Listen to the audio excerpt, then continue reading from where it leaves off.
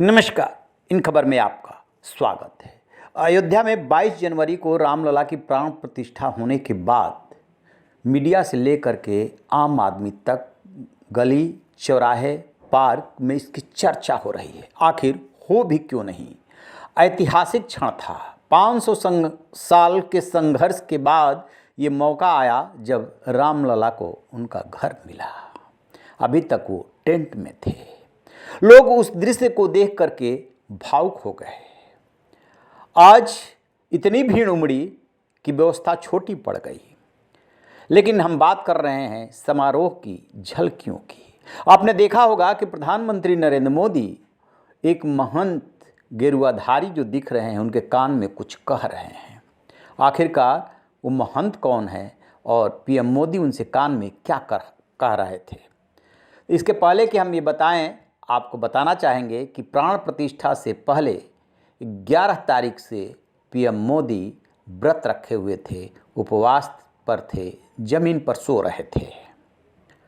जब वहाँ पर वो पहुँचे तो प्रोग्राम ये था कि प्राण प्रतिष्ठा के बाद पीएम मोदी को पानी में शहद और नींबू डाल के पिलाया जाएगा, उनका उपवास तोड़ा जाएगा। लेकिन जिस महंत से वो मिल रहे हैं उनके कान में वो उन्होंने कुछ कहा। स्वाभाविक सी बात है कि आम आदमी ये जानना चाहता है कि आखिरकार पीएम मोदी उतनी भीड़ के बीच में गेरुआधारी महंत से क्या कह रहे हैं।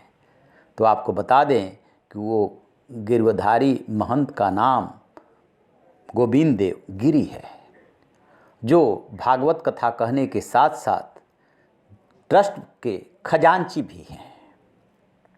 उनसे कान में पीएम मोदी ये कह रहे थे कि मुझे भगवान का चरणामृत पिलाइए, ये पानी नहीं। उसके बाद प्रोग्राम बदला गया, भगवान का चरणामृत लाया गया और उसे महंत जी ने पिलाया। अब सुनिए महंत जी क्या बता रहे हैं उस पल के बारे में। प्रधानमंत्री ने जब आपका चरण स्पर्श किया, जितनी जनता थी सब आप दोनों के प्रेम भाव को देख करके प्रसन्नता थी। क्या आपको कैसा लग रहा था उस पल का, कैसा लगा आपको? देखो, क्या भावनाएं थी? जब मैं तो समझता नहीं था कि उनके मुख में मुझे पिलाना है। मैं तो चरणामृत के रूप में उनको तीर्थ देने के लिए ही उनके कहने से लाया था। एक बात और बता देता हूं, वास्तव में जो सोचा गया था वो जल में शहद और नींबू के 2 बूंदे डाल करके और उनको पिलाने की बात हमने सोची थी, जो कि हम लोगों को प्रायः जिसका भी उपोषण पूरा करना होता है हम लोग करते हैं। लेकिन उन्होंने कल मुझे अलग से आते आते अलग से मुझे कहा कि आप मुझे और कुछ मत पिलाइए, भगवान श्री राम का चरणामृत पिलाइए।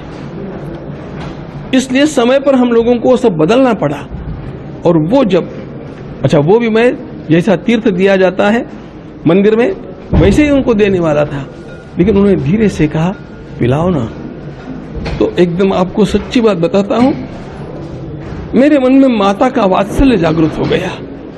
मैं उनकी माता जी को बहुत अच्छी तरह जानता रहा हूं। मेरे अंतःकरण में उस समय मातृत्व भाव था और मुझे ऐसा लगा था कि मेरे एक अत्यंत अच्छे लाल जो देश के होनहार है उनको मैं पिला रहा हूं, उनका उपवास पूर्ण कर रहा हूं।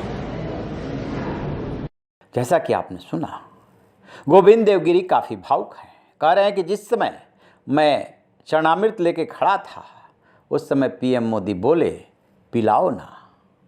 ऐसा लगा जैसे कि मैं माँ के रूप में हूँ, उनकी माँ को मैं देखा हूँ, जानता हूँ, और एक यशस्वी बेटा को मैं पिला रहा था। मेरे अंदर ममता का भाव जग गया था।